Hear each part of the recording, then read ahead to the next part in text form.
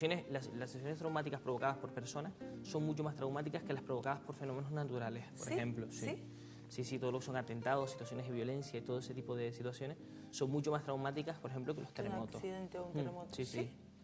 Entonces, esas son las más difíciles de trabajar. Y si además la persona que te ha provocado esa situación de violencia, o sea, el agresor, es una persona con la que además tienes una relación de apego, pues es muchísimo más traumático, ¿no? En el caso, por ejemplo, de las mujeres con víctimas de violencia de género, suelen sufrir trastorno de estrés postraumático, ¿no?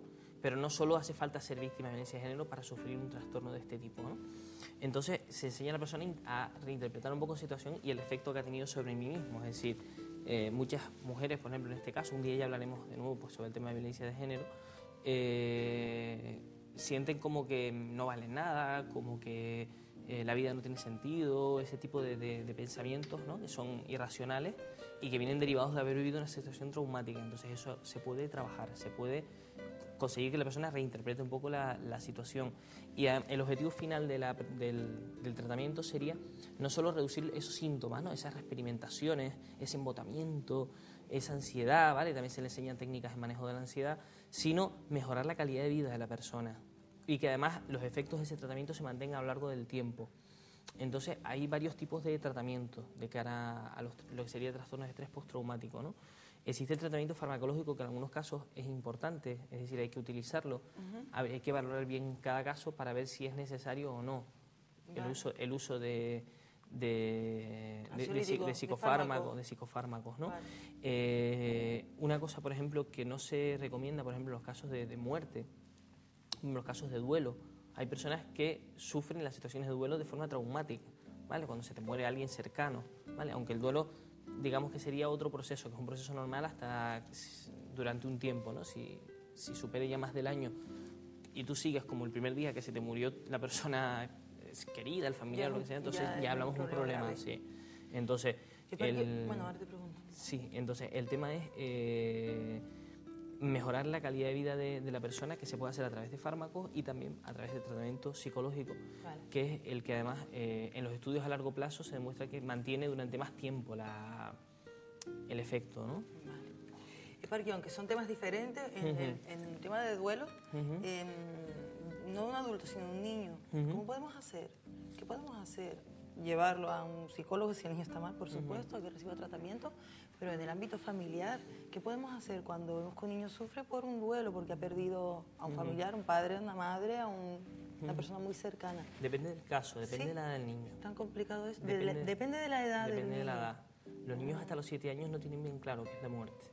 Es decir, sufren la pérdida, pero no tienen muy claro qué significa morirse. A partir de 7 años sí suelen tenerlo más claro, ¿no? Entonces, por norma general, una cosa que hay que reducir es la incertidumbre, ¿vale? El niño de repente descubre que se da cuenta de que todo el mundo a su alrededor llora, porque aunque no sepan lo que es la muerte, sí ven que todo el mundo está llorando, todo el mundo está mal. Sí, que hay los mal niños rollo, son capaces que algo de captar las pasa emociones, y que hay algo malo. Evidentemente. Vale, y que además sí, esa persona pues no está, ¿vale? El papá, mamá, el hermano, hermana, quien sea, ¿no? Vale. Entonces, normalmente conviene responder las preguntas a los niños sin mentirles, es decir, explicarles qué significa que la persona haya muerto, es decir, eso es una falla, ha muerto, eso significa pues que ya no va a venir más, ¿vale? No engañarle y responderle sobre todo todas las dudas que tenga. Independientemente de la edad que tenga. Independientemente de la edad que tenga, decir ¿sabes? La verdad. Pero sobre todo preguntarle a ver cómo está viviendo esa situación, ¿sabes? ¿Cómo te sientes? ¿Qué piensas? ¿No? Y porque los niños pues pueden tener una serie de dudas que nosotros no sabemos que las tienen porque no nos la dicen, ¿no? Además hay un problema, es que los niños pequeños, los niños de aproximadamente de 4 a 6 años, piensan que los adultos saben todo lo que ellos están pensando. Entonces, ¿en serio? Efectivamente. Entonces, ¿Sí? ellos no saben... ¿De verdad que es así? Sí, es así. Entonces, ellos interpretan que tú como adulto, como adulta... Entiendes todo. Lo sabes todo. Claro, Incluso claro. Lo que yo siento como niño o lo que pienso. Entonces, no te lo cuento. Entonces, hay que explicarles. Yo no sé lo que tú puedes pensar. Yo no puedo saber lo que tú estás pensando. Ni puedo saber cómo te sientes. Por eso me gustaría que me lo contaras. Yo no sabía eso. Entonces... hay que saber adaptarse a ese nivel, ¿no? Porque el niño puede estar pensando cosas o interpretando cosas o sintiendo cosas que no nos las cuenta porque asume que ya nosotros sabemos cómo se siente y sabemos lo que piensa, ¿no? Entonces, hay que saber manejar el lenguaje al nivel de desarrollo de cada edad. Por eso te digo que depende de la edad, ¿no? Ya cuando ya pasamos los 10, 12 años, ya podemos ver muchos tipos de reacciones. Podemos ver reacciones típicas del trastorno de estrés postraumático, que también los niños la pueden vivir. Situaciones de aislamiento, ¿vale? Con el tema del trauma hay que conocer bien el tema Hay que del analizar trauma. bien la situación. Sí, porque hay personas, por ejemplo, que racionalizan, ¿vale? Que utilizan lo que se llaman mecanismos de defensa ante el trauma. Entonces, de repente te encuentras personas que viven una situación traumática y empiezan a contarte la situación traumática, pasan unos días, un par de semanas, de una forma absolutamente racional, como sin emociones, ¿no? Y se tienen así meses y meses y meses. Ay, es verdad. Esas personas no elaboran el trauma. Digamos que el trauma es como... Eso es muy malo, sí, ¿no? una vivencia, de alguna forma, no permite que tú elabores el trauma. Como se decía, antiguamente se hablaba de elaborar el trauma, de integrarlo emocionalmente. Entonces, tú no puedes integrar emocionalmente un trauma si has amurallado tus emociones. Es decir, si de repente vives esa situación desde el punto de vista exclusivamente racional. Claro. Sí, lo viví muy mal, tal, pero sí, como sin sentirlo, ¿no? Tengo un caso muy cercano, Eparquio, de una amiga, una mujer. Falleció su marido, además, en un accidente, cosa que fue sorprendente, ¿no? Que tiene ese factor sorpresa, que no es algo que está esperando por una enfermedad. Y entonces ella mandó un mensaje a los conocidos diciéndole el nombre de su marido ha fallecido, mañana misa, entierro a no sé qué hora. Pero eso fue lo que dijo y luego esa era la actitud que tenía, como racional, como pero eso no pasa los nada, días como es no normal, pasa nada. Los primeros días es normal porque hay personas que tardan en integrar emocionalmente ciertas situaciones traumáticas. Entonces, qué horror, qué pena. Eso es normal durante un par de días y un par de semanas. ¿Hasta un par de semanas? Sí, ¿que intentas racionalizar? Sí, hay personas que tardan incluso meses en de repente desplomarse emocionalmente ante una situación como esta. Entonces, hasta cierto punto es normal, hay que valorar cada caso, ¿no? Lo que no es normal es que una persona pase meses y meses y meses, 5, 6, 7 meses, y esté, porque además se le ve defensiva, o sea, se le ve que está racionalizando la situación para no asumir emocionalmente la pérdida porque resulta muy duro. Entonces, ese tipo de mecanismos de defensa o desplazar el odio, por ejemplo, o la rabia hacia otra cosa, ¿vale? Hay diferentes mecanismos que utilizamos para defendernos de algo que nos provoca demasiado dolor.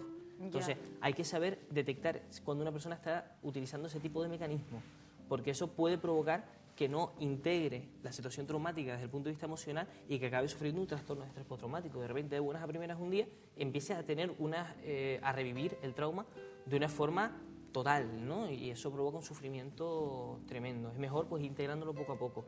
De hecho, una cosa de la que hablaremos otro día es de la intervención psicológica en emergencias y catástrofes, ¿no? Que es otro de los temas interesantes que hace un psicólogo en un accidente, por ejemplo, como el de Spanair del año pasado, ¿no? Del avión, que algunos pues estuvimos en el dispositivo de atención, ¿no? a los familiares de las víctimas.